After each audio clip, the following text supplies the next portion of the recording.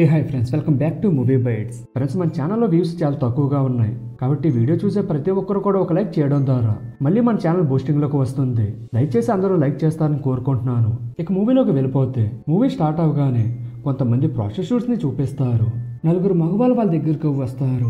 వాళ్ళ పేర్లు సతీష్, అశోక్, సుధీర్, మనీష్. అలా వాళ్ళు ఆ ప్రాస్టిట్యూట్ తో డీల్ కుదుర్చుకొని తమకు నచ్చిన అమ్మాయిని సెలెక్ట్ చేసుకుంటూ ఉంటారు.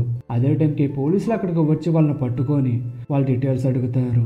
తర్వాత ఒక పోలీసు మాట్లాడుతూ, మీరు ఇలా మీ భార్యల్ని ఎలా వదిలేసి ఇక్కడికి వచ్చి ఇలాంటి పనులు చేస్తూ ఉన్నారే, మరి ఇదే పని మీ భార్యలు చేస్తే ఒప్పుకుంటారా అని అడుగుతారు. దానికి అశోక్ వాళ్ళంటే వాళ్ళు కాదని చెప్పి అంటాడు. దానికి పోలీస్ నవ్వుతాడు. ఈ సీన్ ఎక్కడితోనే కట్ ఆపి ఒక పల్లెటూరులో చూపిస్తారు. అక్కడ నలుగురు ఆడవాళ్ళు ఉంటారు.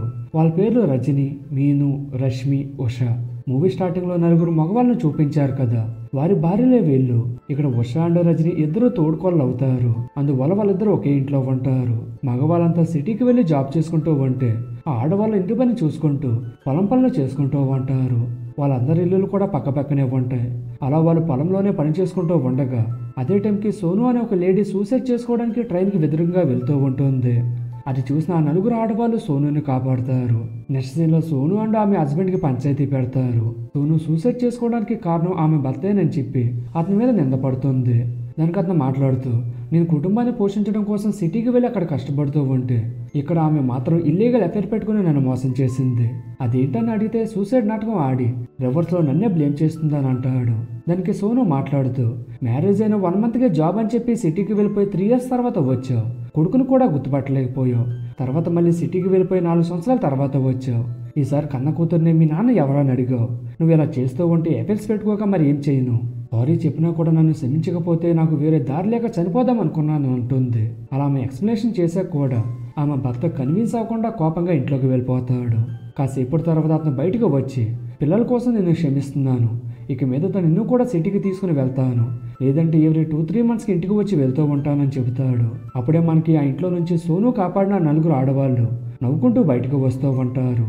నెక్స్ట్ సీన్ లో దుగ్గు అనే వ్యక్తిని చూపిస్తారు. అతను ఆ ఊరు ప్రెసిడెంట్ దగ్గర జాబ్ చేస్తుంటాడు. అండ్ అలాగే ఊర్లో ఎవరికైనా ఏదైనా హెల్ప్ కావాలన్నా సరే దుగ్గునే పిలుస్తూ ఉంటారు. నెక్స్ట్ సీన్ లో దుగ్గు ఒక పోటీలో విన్ అయ్యాడని తన ఫ్రెండ్స్ తో కలిసి పార్టీ చేసుకుంటూ ఉంటాడు. అదే టైంకి ఉషా తన కిరాణా షాప్ లో ఉంటుంది. అలా వాళ్ళిద్దరూ ఒకరినొకరు రొమాంటిక్ గా చూసుకుంటూ ఉంటారు. ఈ దుగ్గు అనే వ్యక్తి ఒక పక్కన ఉషాకి లైన్ వేస్తూనే మరొక పక్క ఆ ఏరియాలో ఉండే ఒక డాక్టర్ కూతురైన కీర్తితో కూడా కథ నడిపిస్తూ ఉంటాడు. కానీ డాక్టర్ కి మాత్రం కీర్తి దుగ్గును లవ్ చేయడం ఇష్టం ఉండదు. ఈ డాక్టర్ రష్మికి లైన్ వేస్తూ ఉంటాడు. నెక్స్ట్ సీన్ లో రష్మి తన ఇంటి బయట మున్సిపాలిటీ వారు గుంతలు తీసి వాటిని సరిగ్గా క్లోజ్ చేయలేదని వాళ్ళతో గొడవ పడుతూ ఉంటుంది. అదే టైంకి ఆ ఊరు ప్రెసిడెంట్ అక్కడికి వచ్చి ఆమె అందరికి అట్రాక్ట్ అవ్వి తనకి మున్సిపాలిటీ వాళ్ళ తరపున తను సారీ చెప్పి ఆమెతో పులిహార కలుపుతూ ఉంటాడు. నెక్స్ట్ సీన్ లో కీర్తి స్కూటీలో వెళ్తూ ఉండగా దుగ్గు తనను ఆపి, ఫిజికల్ గా కలడానికి ఒక ప్లేస్ చూశాను, అక్కడికి వెళ్దాం రమ్మని చెప్పి ఫోర్స్ చేస్తాడు. కానీ కీర్తి పెళ్లికి ముందు నాకు ఇలాంటివి నచ్చవని చెబుతుంది. దాంతో దుగ్గు తనతో బ్రేకప్ చేసుకుంటాడు. తర్వాత ఉషా వాళ్ళ ఇంటికి వెళ్ళి తనతో ఇంటిమేట్ అవుతాడు. నెక్స్ట్ సీన్ లో ప్రెసిడెంట్ దుగ్గుని పిలిచి తన దగ్గర ఉన్న డ్రగ్స్ ని పోలీసులకు తెలియకుండా ఎవరికి ఇమ్మని చెబుతాడు. దాంతో దుగ్గు తన ఫ్రెండ్స్ తో కలిసి డ్రగ్స్ ని తీసుకుని వెళ్తూ ఉండగా పోలీసులు కనుక్కొని వాళ్ళని వెంబడిస్తారు. దాంతో దుగ్గు పోలీసులకి భయపడి ఆ సరుకుని చెరువులో విసిరేస్తాడు. అలా దుగ్గు డ్రగ్స్ ని నీళ్ళలో వేశాడని తెలిసిన ప్రెసిడెంట్ మాట్లాడుతూ, నా సరుకుని నాకు తిరిగి ఇవ్వకపోతే గనక నిన్ను కూడా చంపి అదే చెరువులో విసిరేస్తానని చెప్పి చాలా సీరియస్ గా దుగ్గుకి వార్నింగ్ ఇస్తాడు. నెక్స్ట్ సీన్ లో ఉషా అండ్ దుగ్గులు అఫేర్ గురించి రష్మి అండ్ మీనులకు తెలిసిపోతుంది.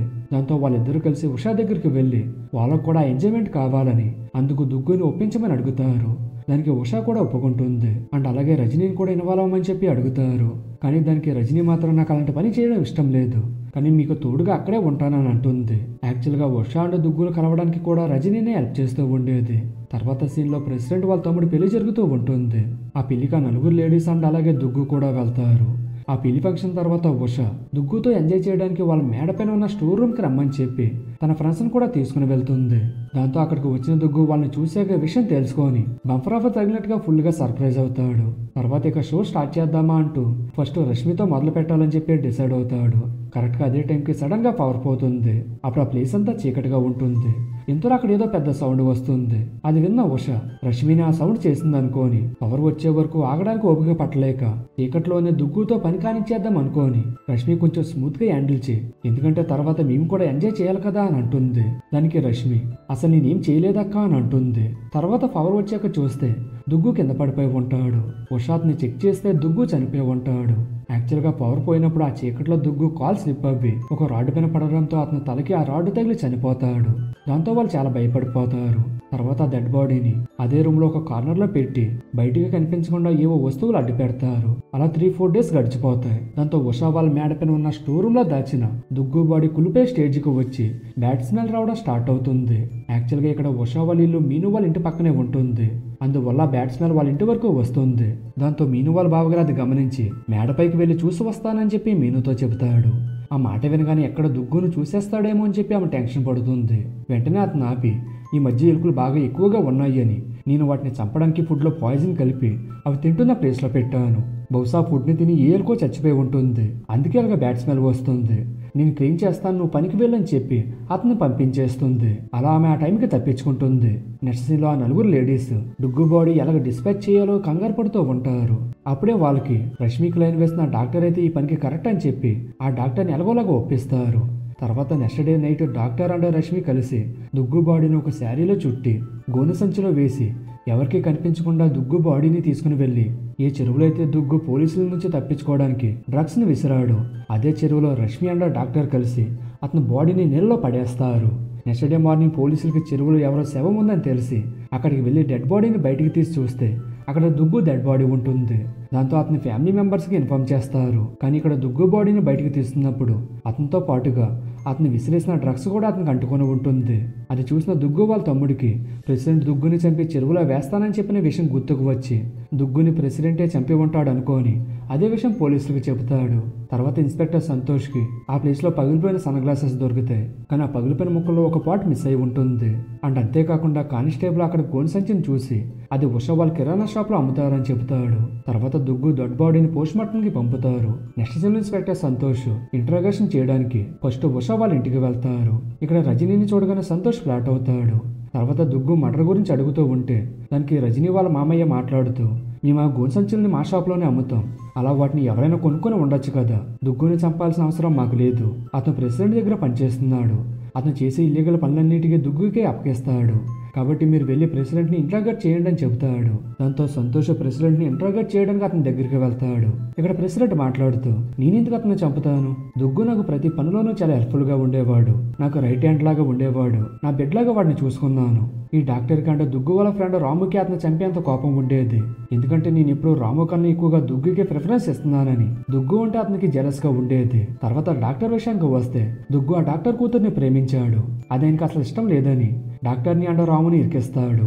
అది విన్న డాక్టర్ ఆ దుగ్గుకి ఊర్లోని చాలా మంది అమ్మాయిలతో అఫైర్స్ ఉన్నాయి, అలాంటి వాడు నా కూతుర్ని లవ్ చేస్తుంటే ఎలా ఒప్పుకుంటాను, అతను ఏం చేయలేక నా కూతుర్ని ఊరి నుంచి పంపించేశాను, అంతేగాని అచ్చి నేను చేయలేదని అంటాడు. తర్వాత సంతోష్ వెళ్ళి రామును పట్టుకుని అడిగితే దానికి రాము దుగ్గుకి ఉషాతో అఫైర్ అండ్ అలాగే తను చేసే ఇల్లీగల్ బిజినెస్ అన్నిటి గురించి చెప్పేస్తాడు. అయితే రాము ఉషా అఫైర్ గురించి చెబుతూ ఉండగా అదే టైంకి ఉషా హస్బెండ్ సతీష్ వాళ్ళ ఫ్రెండ్ ఆ మాటలు వింటాడు. దాంతో అతను సతీష్కి కాల్ చేసి ఉషా అఫైర్ గురించి చెప్పి వెంటనే ఇక్కడికి వచ్చేయమని చెబుతాడు. నెక్స్ట్ సీన్లో సంతోష్ దుగ్గు పోస్ట్ మార్టం రిపోర్ట్ చూస్తూ ఉంటాడు. అందులో తలకి దెబ్బ తగలడం వల్ల అతను చనిపోయాడని ఉంటుంది. అలాగే బాడీని చెరువులో వేయడానికి 5 రోజుల ముందు అతను చనిపోయాడని అండ్ అంతేకాకుండా బాడీ తొందరగా డిస్పాచ్ అవ్వడానికి ఏదో కెమికల్ ని యూజ్ చేశారని చెప్పి తెలుస్తుంది. నెక్స్ట్ సీన్లో సంతోష్ కానిస్టేబుల్ సుభాష్తో మాట్లాడుతూ అసలు దుగ్గు చనిపోయిన రోజు ఎక్కడున్నాడని అడుగుతాడు.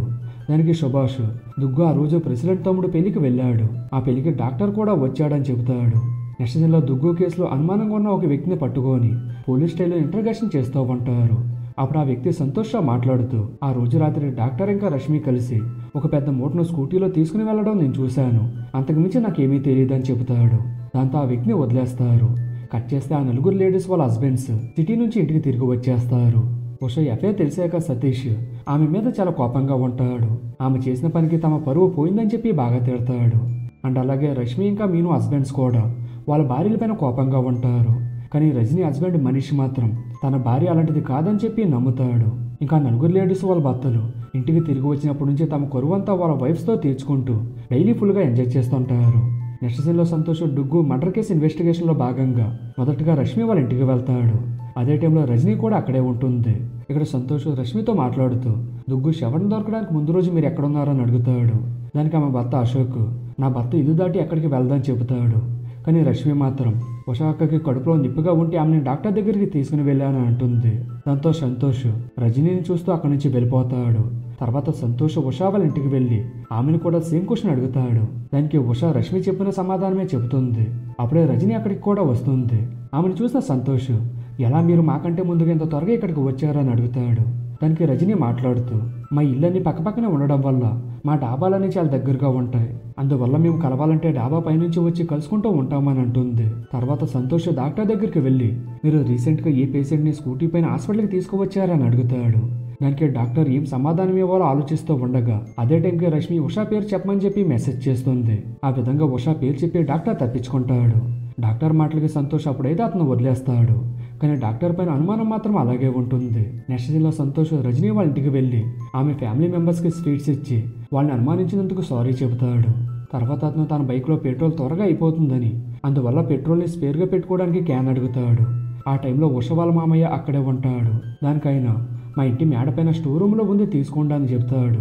తర్వాత స్టోర్ రూమ్కి వెళ్ళిన సంతోష్ ఆ రూమ్ని చూస్తూ ఉండగా అప్పుడే అతనికి దుగ్గు బాడీ దగ్గర దొరికిన సన్ గ్లాసులో ఒక మొక్క మిస్ అయి ఉంది కదా, అది అక్కడ దొరుకుతుంది. దాంతో అతను ఆ మొక్క తీసుకొని తన దగ్గర పెట్టుకుంటాడు. తర్వాత అతను అక్కడి నుంచి వెళ్ళిపోతూ ఉంటే అదే టైంకి మీను ఒక బకెట్లో వాటర్ని పైకి తీసుకొస్తూ ఉంటుంది. ఆ వాటర్ ఎందుకని సంతోష్ అడుగుతాడు. దానికి అక్కడే ఉన్న రష్మి వాళ్ళ బావగారు మాట్లాడుతూ ఈ మధ్య ఒక ఎలక చనిపోయి బాగా స్మెల్ వస్తుంది, అందుకే క్లీన్ చేయడానికి వాటర్ తెచ్చిందని చెబుతాడు. ఆ మాటలతో సంతోష్కి విషయం మొత్తం అర్థమైపోతుంది. తర్వాత నలుగురు ఆడవాళ్ళతో ఒకసారి పొలం దగ్గర మీట్ అవి పర్సనల్గా మాట్లాడాలని కానిస్టేబుల్కి చెబుతాడు. మరోవైపు పోలీసులు తమను అరెస్ట్ చేసి తీసుకువెళ్తున్నట్టుగా ఉషా కలకంటుంది. దాంతో ఆమె కళ్ళు తెరిచి చూస్తే నిజంగానే పోలీసులు వచ్చి ఉంటారు. కట్ చేస్తే సంతోష్ ఇంకా నలుగురు ఆడవాళ్ళతో పొలం దగ్గర మీట్ అవుతాడు. అప్పుడు సంతోష్ ఆ నలుగురితో ఇప్పుడు నిజం చెప్పండి అని అంటాడు. దానికి ఉషా, రష్మి అండ్ మీను చెప్పడం స్టార్ట్ చేస్తారు. ఆడపిల్ల పుట్టాక వయసు రాగానే ఇంటి పరువే కాదు ఊరి పరువు కూడా ఆమె కాపాడాలని అంటారు. చూసేవారికి మేము ఒక ఫ్రీ బర్డ్ లా కనిపిస్తాం, కానీ తెల్లవారిని దగ్గర నుంచి ప్రతి మగవాడి కన్ను మాపైనే ఉంటుంది. పెళ్లి చేసుకుంటే వీటన్నిటి నుంచి బయటపడొచ్చు అనుకుంటాం, అక్కడ ప్రేమ అండ్ ఇండిపెండెన్స్ దొరుకుతుంది అనుకుంటాం. కానీ పెళ్ళయ్యాక పుట్టింటి బాధ్యతలతో పాటు మెట్టింటి బాధ్యతలు కూడా అదనంగా వస్తాయి. మమ్మల్ని పెళ్లి చేసుకుని భార్య పేరుతో వాళ్ళ ఇంట్లో వదిలేసి జీతం లేని పని మనిషిని చేసేస్తారు. అంటే అలాగే ఉద్యోగం పేరు చెప్పి సంవత్సరాల తరబడి మా భర్తలు సిటీలోనే ఉండిపోతారు. 2-3 ఇయర్స్కి ఒకసారి వచ్చి మమ్మల్ని ప్రెగ్నెంట్ చేసి వాళ్ళ వంశాన్ని డెవలప్ చేసుకుంటూ ఉంటారు. మేమెంతా చేస్తున్నా కూడా ఫోన్ చేసినప్పుడల్లా మా మీద దయ చూపిస్తున్నట్టు మాట్లాడతారు. మా గురించి తప్ప ఇంట్లో అందరి గురించి ఆలోచిస్తూ ఉంటారు. డబ్బులు, ఇంటికి కావాల్సిన వస్తువులన్నీ పంపిస్తే చాలనుకుంటారు. మా కోరికలు, ఆశల గురించి ఏమీ పట్టించుకోరు. ఇది కేవలం మా నలుగురు స్టోరీనే కాదు, చాలా మంది ఆడవాళ్ళు ఫేస్ చేస్తున్న ప్రాబ్లమ్స్ ఇవి. ఇప్పుడు కూడా తన భార్య ఎవరితోనూ అఫైర్ పెట్టుకుందని తెలిసి ఎక్కడ తమ పరువు పోతుందనుకొని పనులన్నీ వదిలేసి వచ్చారు. అంతేకాని మా మీద ప్రేమతో కాదు. ఒక మగవాడి అఫైర్ పెట్టుకుంటే ఎవరూ పట్టించుకోరు, కానీ ఒక ఆడది అఫైర్ పెట్టుకుంటే మాత్రం ఆమెని క్యారెక్టర్లెస్ గా చూస్తారు. మేము కూడా మనుషులమే కదా, మాకు కొన్ని కోరికలు ఉంటాయి. మా ఎమోషన్స్కి అసలు వాల్యూనే లేదా, అయినా మీకు మా బాధలు ఎలా అర్థమవుతాయి, మీరు కూడా ఒక మగవారే కదా అని చెబుతారు. దానికి సంతోష్ వాళ్ళని ఏమీ అనకుండా అక్కడి నుంచి పంపించేస్తాడు. కానీ తర్వాత వాళ్ళు చివరిలో చెప్పిన మాటలకి తన గతాన్ని గుర్తు చేసుకుంటాడు. సంతోష్ భార్య వందన ఎయిర్ హోస్టర్గా పనిచేస్తూ ఉంటుంది. కాబట్టి ఆమె జాబ్ పరంగా ఇంట్లో కంటే ఎక్కువగా బయటే ఉండాల్సి వస్తుంది. అందువల్ల ఆమెకి భర్తని పట్టించుకునే తీరిక ఉండదు. దాంతో సంతోష్ కూడా తన కోరికలు తీర్చుకోవడానికి వేరే తోడు కోసం వెయిట్ చేస్తూ ఉంటాడు. అదే టైంకి రజనీకి అట్రాక్ట్ అవ్వి ఆమెతో రిలేషన్ పెట్టుకోవాలని చెప్పి ఆమెకి ఇంటి ఇస్తూ ఉంటాడు. కానీ ఆమె దానికి ఏ రెస్పాన్స్ ఇవ్వదు. తర్వాత సీన్లో సంతోష్ కానిస్టేబుల్తో మాట్లాడుతూ ఉషా కేవలం దగ్గుతో ఎఫైర్ మాత్రమే పెట్టుకుంది, ఇంకా దగ్గుని ఎవరో చంపలేదు, కాబట్టి ఈ కేసులో నిందితులు ఎవరో లేరు. కానీ బాడీ పైన కెమికల్స్ యూజ్ చేసి డిస్పాచ్ చేయాలని ట్రై చేశారు కదా, దాని గురించి మాత్రం తెలుసుకోవాలని చెబుతాడు. ఇంకా నెక్స్ట్ సీన్లో ఆ నలుగురు లేడీస్ వాళ్ళ హస్బెండ్స్ తిరిగి సిటీకి వెళ్ళడానికి డిసైడ్ అవుతారు. తర్వాత సతీష్ ఉషాతో మాట్లాడుతూ ఈసారికి శ్రమించి వదిలేస్తున్నాను, మరోసారి ఈ తప్పు జరగకుండా చూసుకో, అయినా నీకు ఏ లోటు లేకుండా చూసుకుంటున్నా కదా, నీ ఖర్చులకు డబ్బులు కూడా పంపిస్తున్నాను, ఇంకేంటి నీ ప్రాబ్లం అంటాడు. దానికి ఉష వీళ్ళు ఎప్పటికే మారనుకుంటుంది. నెక్స్ట్ సీన్లో ఆ నలుగురు లేడీస్ అండ్ డాక్టర్ కలిసి దగ్గు బాడీ మూట కట్టడానికి ఉపయోగించిన శారీని వెతకడానికి చెరువు దగ్గరకు వచ్చి మాట్లాడుకుంటూ ఉంటారు. అదే టైంకి ఆ శారీ వాళ్ళ కళ్ళ ముందే గాల్లో ఎగురుకుంటూ వచ్చి ఒక చెట్టు పైన పడుతుంది. అది చూసిన రష్మి అది నా చీరే అంటూ పరిగెట్టుకుంటూ ఆ చీర దగ్గరికి వెళ్తుంది. అప్పుడే అక్కడికి సంతోష్ అండ్ కానిస్టేబుల్ వస్తారు.